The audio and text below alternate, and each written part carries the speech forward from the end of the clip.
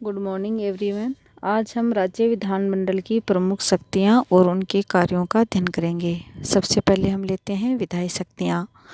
विधानमंडल है, यह विधि निर्माण का प्रमुख कार्य करती है और राज्य सूची के जो विषय हैं उन पर विधानमंडल द्वारा कानून बनाए जाते हैं। सबसे पहले हम बात करेंगे विधायी शक्तियों की।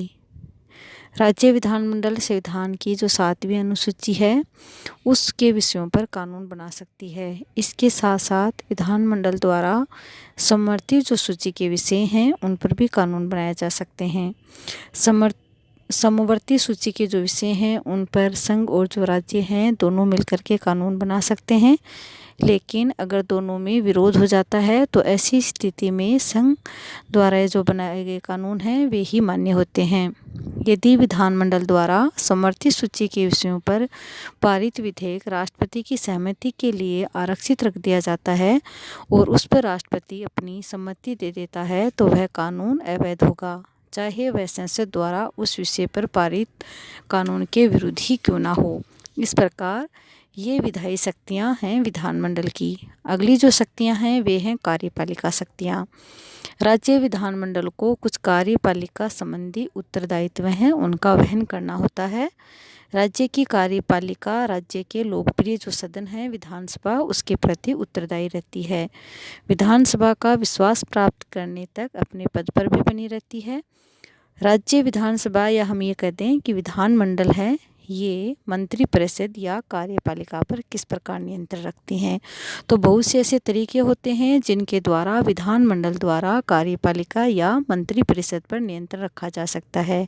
जैसे कि राज्य विधानमंडल के जो सदस्य हैं वे मुख्यमंत्री और अन्य जो मंत्री होते हैं उनसे नीति संबंधी प्रश्न पूछ सकते हैं। विधानमंडल आय व्यय या बजट संबंधी विचार विमर्श के दौरान भी विधानसभा या विधान परिषद के जो सदस्य होते हैं उनसे सार्वजनिक जो कठिनाइयों को भी सदन के सामने प्रस्तुत कर सकते हैं। मंत्री परिषद के विरुद्ध निंदा प्रस्ताव या स्थगन प्रस्ताव भी पारित किया जा सकता है।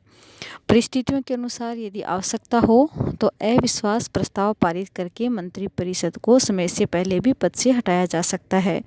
किंतु कार्यपालिका पर नियंत्रण की उक्त जो सैद्धांतिक शक्तियां हैं व्यवहार में यदि राज्य विधानमंडल में सत्तारूढ़ दल बहुमत में है तो विधानसभा सरलता से उसके विरुद्ध प्रस्ताव को पारित नहीं करवा सकती। अगली जो शक्तियां हैं वे हैं वित्तीय शक्तियां। विधानसभा का राज्य के धन पर पूरा नियंत्रण होता है। राज्य के बजट को विधानमंडल द्वारा ही स्वीकृति प्रदान की जाती है। वित्तीय जो मामले हैं उनमें विधानसभा की शक्तियां विधान परिषद की शक्तियों से ज़्यादा होती हैं। वित्त विधेयक विधानसभा में ही सबसे पहले रखा जाता है। साथ ही विधानसभा द्वारा पारित वित्त विधेयक को सिर्फ विधान जो परिषद है वह 14 दिन से भी अधिक नहीं रोक सकती। विधान परिषद के सुझावों को मानना विधानसभा के लिए जरूरी नहीं होता है। विधानसभा में ही अनुदान की जो मांगें होती हैं उन पर मतदान में निहित राशियों में कटौती, जो कर हैं उनमें छूट, वित्त पर नियंत्रण सार्वजनिक लेखा समिति, अनुमान लेखा समिति के माध्यम से ही किया जा सकता है। वित्तीय आपातकाल में संसद राज्य विधानसभा को वित्त संबंधी निर्देश दे सकती है। इसके अलावा संविधान में संशोधन से संबंधित शक्ति। सामान्यतः संविधान की जो संशोधन की जो प्रक्रिया है उसमें भारतीय संघ की जो इकाइयों को प्रस्तावित करने का अधिकार है, लेकिन कुछ विषयों में राज्य के विधानमंडलों की स्वीकृति भी आवश्यक होती है। संविधान के 73वें संविधान संशोधन विधेयक पर देश के आधे विधानमंडलों की स्वीकृति प्राप्त की गई थी। राज्य व्यवस्थापिका की उक्त जो शक्तियों से ये स्पष्ट होता है कि संघ की व्यवस्थापिका के समान ही राज्य विधानमंडल के व्यवस्थापिका सदनों को पर्याप्त शक्तियाँ प्राप्त हैं, किंतु विधान परिषद की स्थिति विधानसभा की अपेक्षा कम महत्व की है।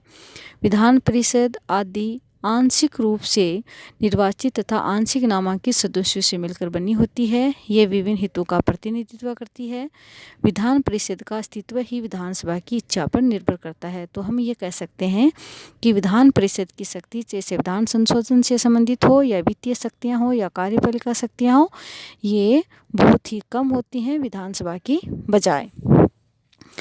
इस प्रकार अगली जो शक्ति है वह है राज्य विधानसभा की शक्तियों पर नियंत्रण। राज्य विधानमंडलों को राज्य में विधायी, कार्यपालिका और जो वित्तीय अधिकार दिए गए हैं, किंतु राज्य विधानमंडल की शक्तियां अत्यंत निरंकुश नहीं हो सकती। राज्य विधानमंडल को सामान्यतः आपातकाल की स्थिति में राज्य जो विधानमंडल है इसकी शक्तियों पर कई नियंत्रण लगा दिए जाते हैं। जैसे कि राज्य विधानमंडल केवल राज्य सूची के विषय हैं उन पर ही कानून बना सकती है। विधानमंडल द्वारा पारित कानून संसद द्वारा पारित कानून है उनके विरुद्ध नहीं होने चाहिए।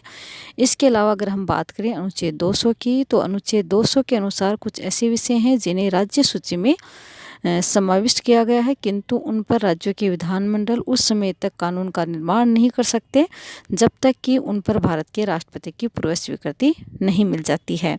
इसके अलावा अगर हम बात करें अनुच्छेद 252 की, तो इसके अनुसार 2 या 2 से अधिक विधानमंडल संसद से प्रार्थना कर सकते हैं कि वह राज्य सूची में वर्णित विषयों पर कानून बनाए। ये कानून उन्हीं राज्यों पर लागू होते हैं जिन्होंने उनके निर्माण की प्रार्थना की है।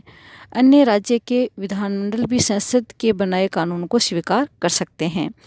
अगर हम बात करें अनुच्छेद 249 की, तो इसके अनुसार भी राज्यसभा के उपस्थित और मतदान करने वालों का 2/3 बहुमत यदि राज्य सूची के किसी विषय को राष्ट्रीय महत्व का घोषित कर दे, तो ऐसी स्थिति में राष्ट्रीय संसद उस विषय पर कानून बना सकती है और ऐसा कानून 1 वर्ष तक लागू रहता है। 1 वर्ष की अवधि बढ़ाकर इसे अनिश्चित काल तक बढ़ाया जा सकता है। तो हम ये देखते हैं, वैसे तो राज्य जो विधानमंडल है उनको अपने अपने क्षेत्र में शक्तियाँ प्राप्त हैं, कार्यपालिका, विधायी, वित्तीय शक्तियाँ, लेकिन राज्य जो विधानसभा हैं इनकी शक्तियों पर भी समय समय पर नियंत्रण लगाया जा सकता है। जैसे कि अनुच्छेद हमने पढ़ा 200 है, 249 है इत्यादि। धन्यवाद।